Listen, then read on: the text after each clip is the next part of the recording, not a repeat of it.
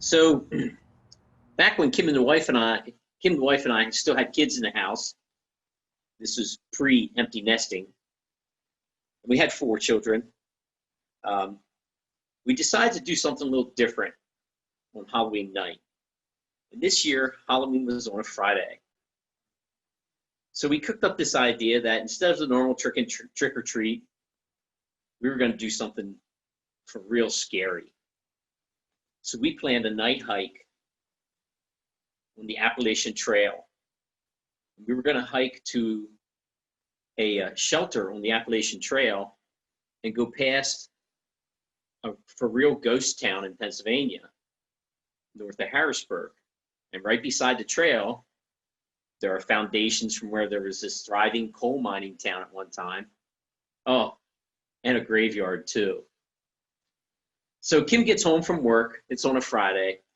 We get everybody loaded in the van, and that's quite an undertaking with 4 kids.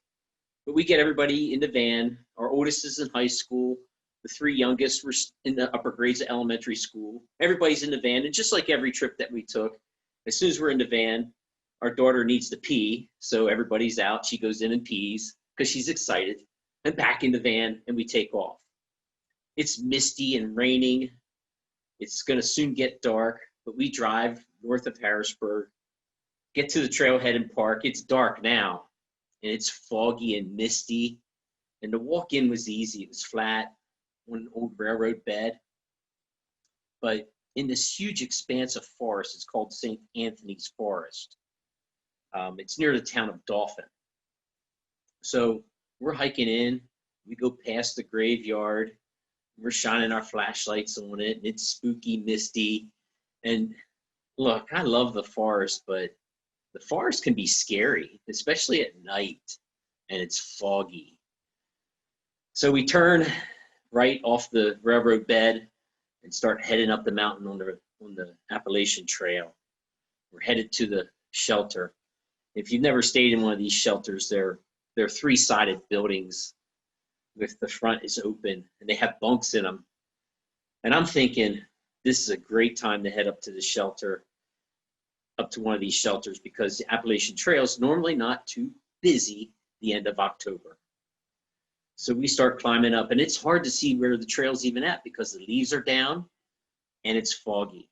So we're bumbling around a little bit with our flashlights and so forth, and 4 kids in tow, and we hear a noise. It's people, specifically men. We're in there with our young kids, and there's men in the woods. Kim says to me, "What's that?" I'm like, I don't know, it's men. Well, is it going to be okay? Well, of course it is. Which I don't know. So we keep climbing up through, and then we see the glow of a fire. These men are at the shelter, and it sounded like a bunch of them. And Kim's, "What are we going to do?" I had no backup plan. We didn't even bring tents along. We were going to stay in the shelter. And we couldn't just sleep outside because, well, it's misty, rainy. So there's no sleeping under the stars. I said, well, let's just keep going to the shelter. So as we get closer, we can hear their voices clearer. And it's definitely men. And Kim's asking me, is this going to be safe? We have Megan with us. And I'm thinking to myself, I have no idea if it's going to be safe, but I'm telling Kim, it will be fine. So we keep walking up to the shelter, and we get there, and sure enough, the place is filled with men and boys. And we go walking in, and we get greeted with, "Hello, would you like something to eat?" Here it turns out that we hiked up onto a group from a Mennonite church in Lancaster of fathers and sons, and it was their retreat weekend in the woods. Well, the shelter was filled, and they were there before us, so they get the spots. But they were super nice. They strung a blue tarp across the front, And some of them slept on the ground. Now remember, it's raining. And they gave us the beds, which didn't have mattresses. They're just bunks, and you throw your sleeping bag on. We didn't eat any of our food. We ate their food because they insisted. The next morning we get up. Of course, they feed us breakfast. But the guys who slept on the ground, their sleeping bags were wet.